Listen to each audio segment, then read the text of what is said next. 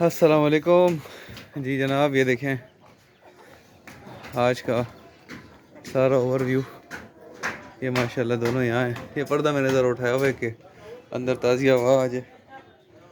جانور بھی تنگ ہوتے ہیں نا، پھر ان کو خارش لگ سکتی ہے اور مسئلے مسائل ہو سکتے ہیں. اچھا جی، یہ دیکھیں ماشاءاللہ وائٹ فیملی ماشاءاللہ. یہ دو اسی مرغی کے بچے ہیں جی. اب ماشاءاللہ بڑے ہو گئے ہیں اور اس کو ہم نے ذرا باہر لا کے رکھا ہے کہ یہ جو ہے نا، یہ دیکھیں جی، یہ ذرا مٹی میں کھیل لے، ذرا سا صحت اچھی ہو جائے. اور یہ تینوں بچے جی اس کے ساتھ ادھر ہی ہیں. تو یہ کنڈیشن ہے جی. اور اس کو یہاں باندھا ہوا ہے کل جیسے کہ یہاں باندھا تھا. تو یہ دیکھیں، یہ وہی بات آ گئی جیسے میں نے آپ سے کہا تھا. اب اس نے یہ پیشاب کیا ہوا ہے، اس کو ایسے رکھ دیں گے دیوار کے ساتھ تاکہ اس سے یہ جتنا بھی ہے قطرہ قطرہ ہو کے نکل جائے. پھر جس ٹائم کھانا ڈالنا ہوگا تو ہم اس کو دھو لیں گے اچھی طریقے سے تاکہ اس میں کسی قسم کی اسمیل باقی نہ رہے. جب اس میں اسمیل ہوتی ہے تو پھر آپ کو پتہ ہے کہ یہ جانور بہت نخرے کرتے ہیں. یہ دیکھو جی، اس نے یہ بھی گرا دیا. میں نے اتنے پیار سے یہاں باندھا ہوا تھا، تو کیونکہ یہ زمین پہ گر گیا. اس کو بھی دھو لیں گے، اس کو بھی سائڈ پہ رکھ دیتے ہیں.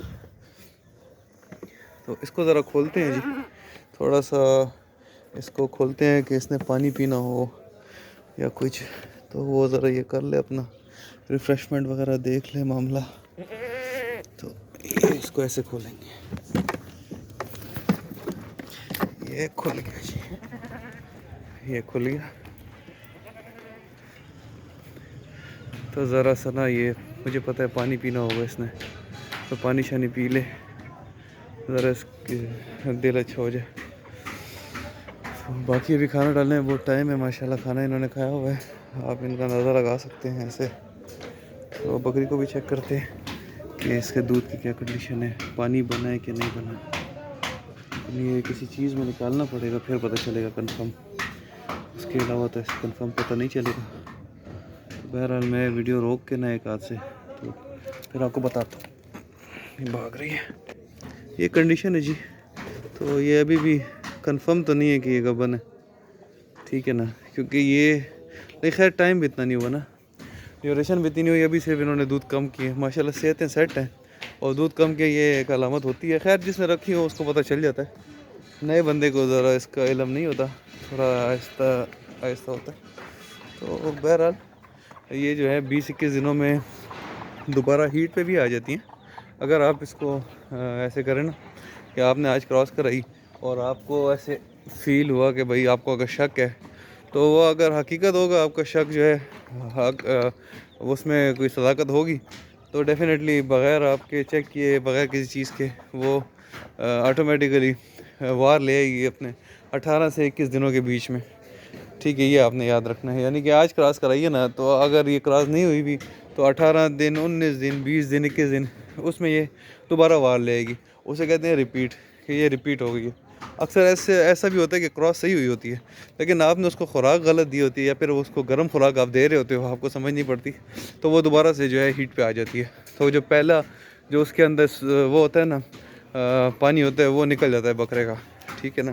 تو آپ نے ایسا نہیں کرنا. آپ نے جو ہے نا اس کی خوراک کے 5 حصوں میں تقسیم کرنی ہے. ٹھیک ہے، اس کی خوراک آپ نے 5 حصوں میں تقسیم کرنی ہے کہ آیا اگر بکری آج کراس ہوئی ہے تو آپ نے کون سی خوراک دے دی.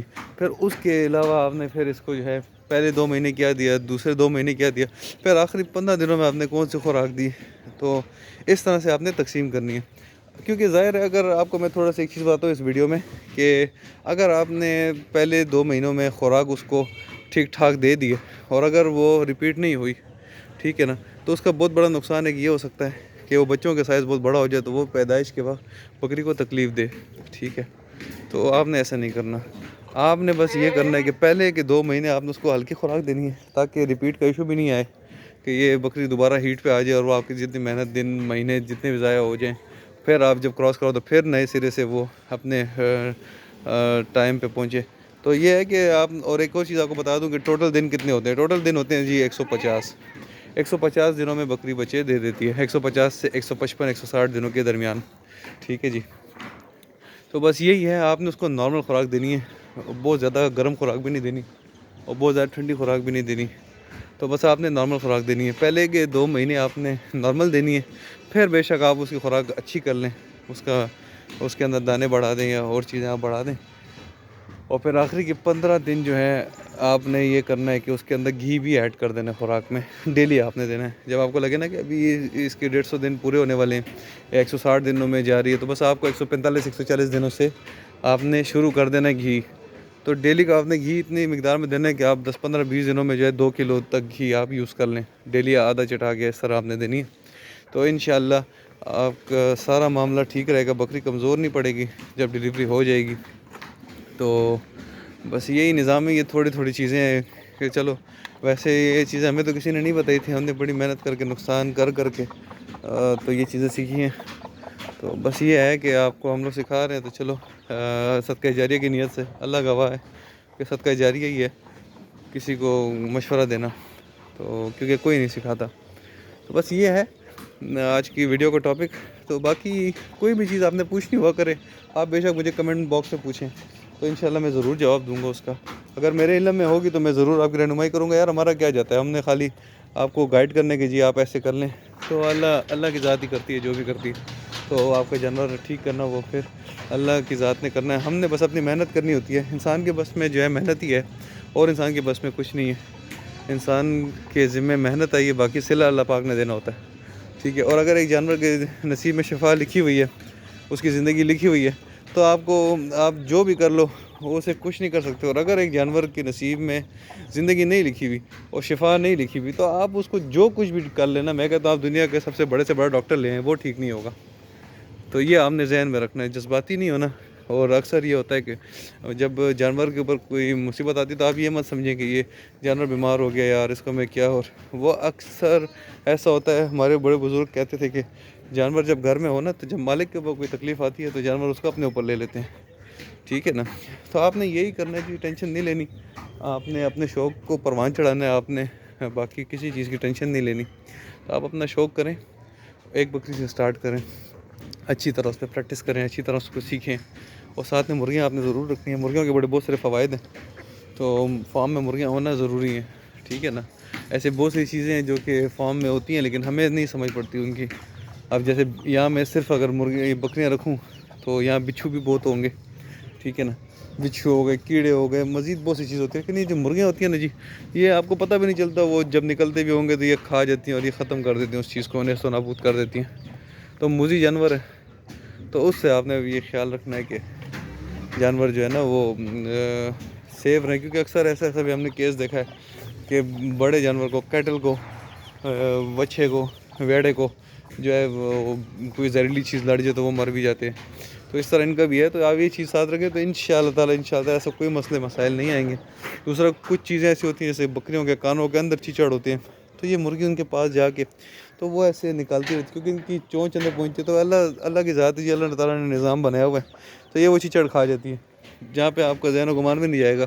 آپ کہو گے یار جانور بالکل فٹ ہے لیکن یہ خوراک کیوں نہیں کر رہا ہے. یہ آپ بہت ٹینشن لو گے اس چیز کی. آپ ہر قسم کا علاج کرو گے لیکن وہ جانور ڈسٹرب ہوگا اندر سے. تو یہ ایک وجہ ہے.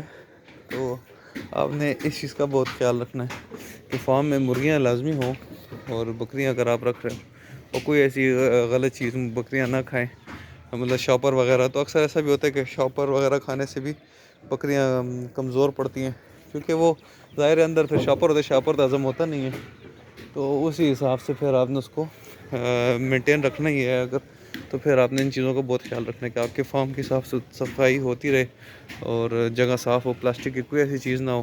اب حالانکہ میرے اپنے فارم میں تو بہت سارے مسائل، لیکن میں پہ اتنا ٹائم نہیں ہوتا کہ میں پھر اس کی سیٹنگ کروں.